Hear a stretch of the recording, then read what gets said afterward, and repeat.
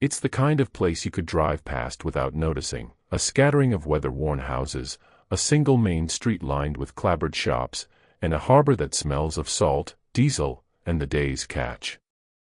But for the people who live here, it's the center of the world. Every morning, the fog rolls in from the Atlantic, swallowing the horizon until the sun burns it away. Lobster boats chug out into the gray, their engines low and steady, gulls trailing behind in ragged lines.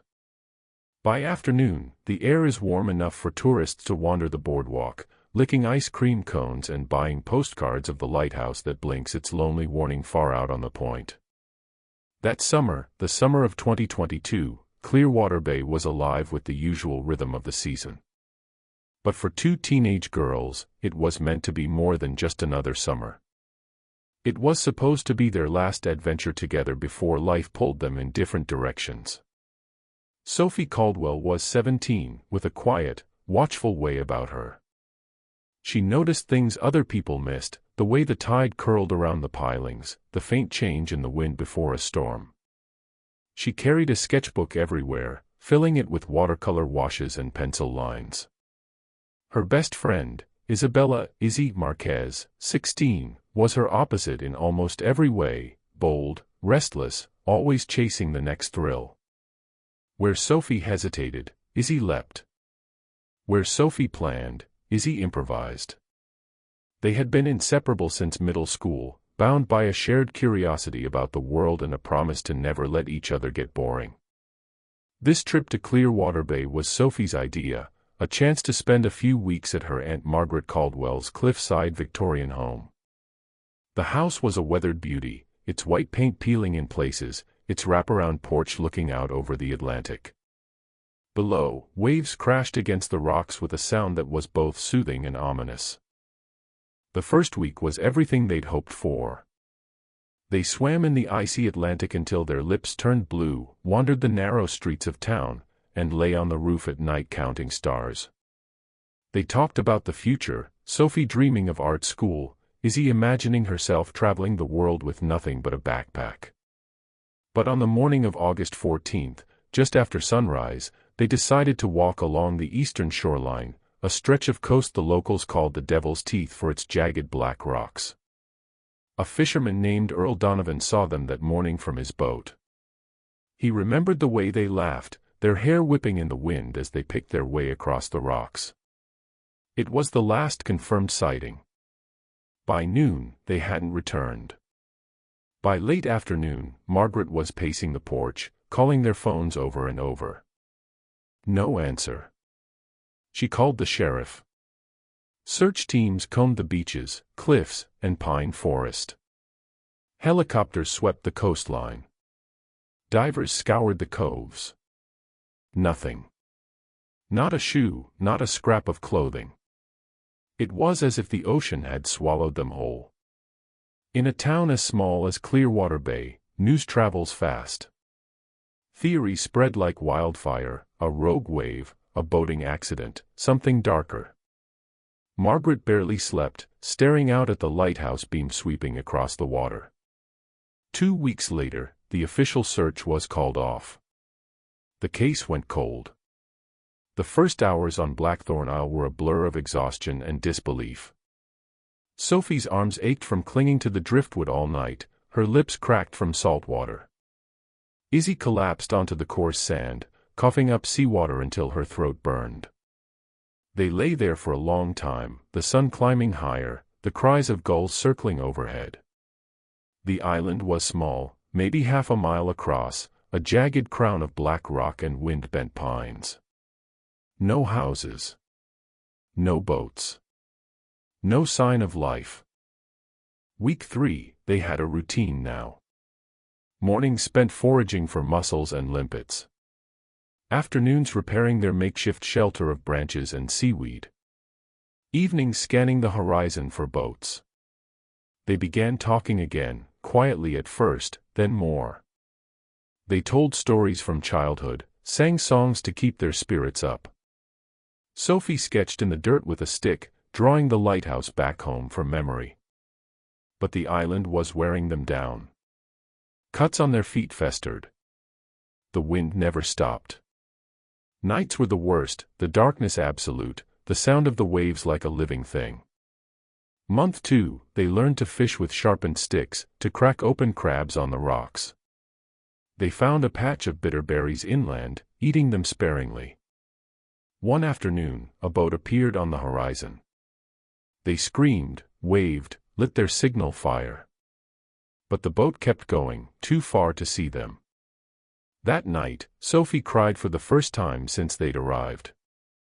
Izzy held her, whispering, "We're not done yet." Month 4, winter came early to Blackthorn. The wind was a knife, the rain colder. Their shelter collapsed twice in storms. They rebuilt it lower, tighter, using seaweed as insulation. They spoke less now, conserving energy. Their faces were gaunt, eyes sunken. But there was a strange calm between them, a wordless understanding. Month 8, the day of rescue, Sophie was gathering driftwood when she heard it, a distant hum. She looked up to see a small plane banking overhead. For a moment, she thought it was a hallucination. Then Izzy was beside her, waving both arms, screaming. The plane dipped its wings, circled once, then vanished toward the mainland. Sophie's heart pounded. "They saw us," Izzy gasped. "They saw us." Hours later, the Coast Guard boat appeared, cutting through the waves. The crew's voices were the sweetest sound Sophie had ever heard.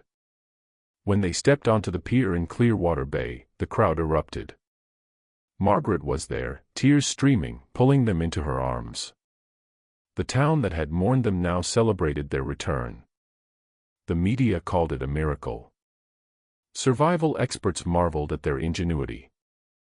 But Sophie and Izzy avoided the cameras. They preferred the quiet of Margaret's porch, watching the lighthouse blink against the dark. They had been gone 243 days. They had come back changed, thinner, older in the eyes, bound by something no one else could fully understand. And though life would eventually pull them in different directions, they knew that somewhere out there, on a lonely spit of rock in the Atlantic, a part of them would always remain. The first hours after the rescue were a haze of warmth and noise. Sophie and Izzy sat wrapped in thick Coast Guard blankets, the hum of the boat's engine vibrating through their bones. The crew moved around them with quiet efficiency, checking vitals, offering sips of water, speaking in low voices as if afraid to break the fragile reality of what had just happened. Sophie stared at the horizon, watching the dark line of the mainland grow clearer. She could smell it, wood smoke from chimneys, the faint sweetness of pine. Izzy kept glancing at her, as if to confirm they were both really here, really alive. Margaret was at the front, her face pale, eyes wide. She didn't wait for the boat to tie up, she stepped forward as soon as they were close enough, arms outstretched. Sophie fell into her embrace, feeling the solidity of her aunt's body, the warmth of her coat. Izzy was pulled in too, the three of them holding on as if letting go might undo the miracle. The crowd erupted in cheers, but Sophie barely heard them. Her senses were overloaded, the smell of fried food from the boardwalk, the creak of the dock underfoot, the sudden press of too many voices after months of wind and waves. The days before the disappearance, expanded memory, in the days that followed, as they rested and recovered, Sophie found herself replaying the last morning in her mind. She remembered the way the light had looked on the water, the gulls wheeling overhead, the taste of the coffee Margaret had made. Izzy had been restless, pacing the porch, talking about exploring the devil's teeth. They'd packed light, just water bottles, a couple of granola bars, Sophie's sketchbook. The walk had been beautiful at first, the tide low enough to reveal tide pools teeming with tiny crabs and starfish.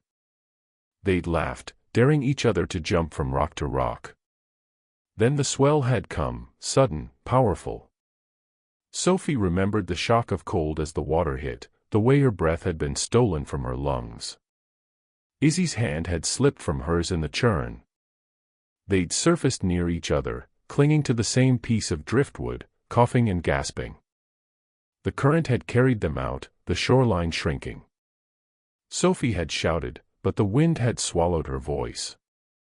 By nightfall, the land was gone. Life on Blackthorn Isle, the long ordeal, the first week had been about immediate needs: water, shelter, food.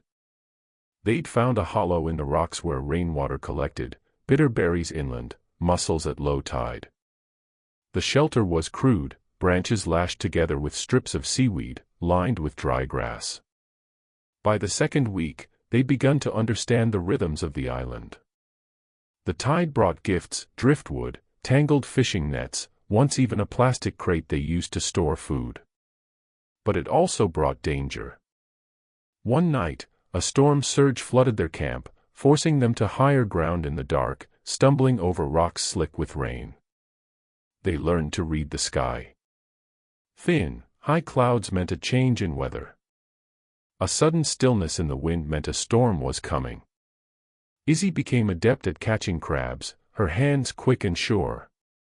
Sophie figured out how to start a fire using a shard of glass from the beach to focus sunlight. But the island took its toll. Cuts on their feet became infected. Their skin cracked from salt and wind. Hunger was a constant ache, a dull roar in the background of every thought. The emotional toll: there were days they barely spoke, conserving energy. Other days they talked for hours, telling stories from childhood, imagining the meals they'd eat when they got home. They made lists of favorite songs, favorite movies, favorite places. Once, in the middle of the night, Sophie woke to find Izzy staring at the stars. "Do you think anyone's looking for us anymore?" Izzy asked. Sophie didn't answer. She didn't want to lie. The turning point: by the 6th month, they had stopped marking days.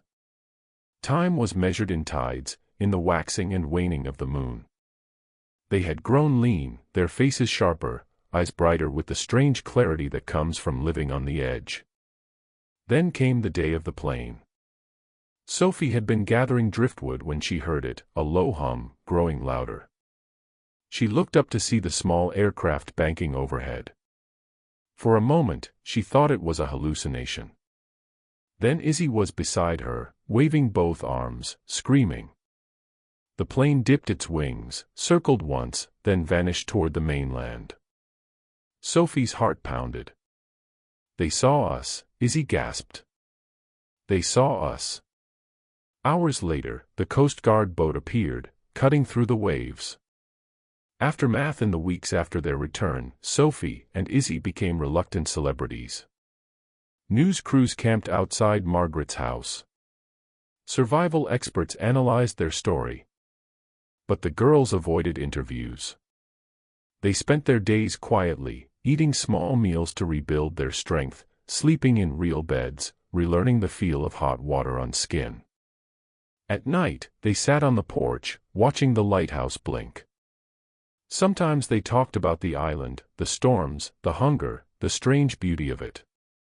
Other times they sat in silence, the bond between them unspoken but unbreakable. They had been gone 243 days. They had returned changed, not just in body, but in the way they saw the world. And though life would eventually pull them in different directions, they knew that somewhere out there, on a lonely spit of rock in the Atlantic, a part of them would always remain. Don't forget to like the video and subscribe for more stories.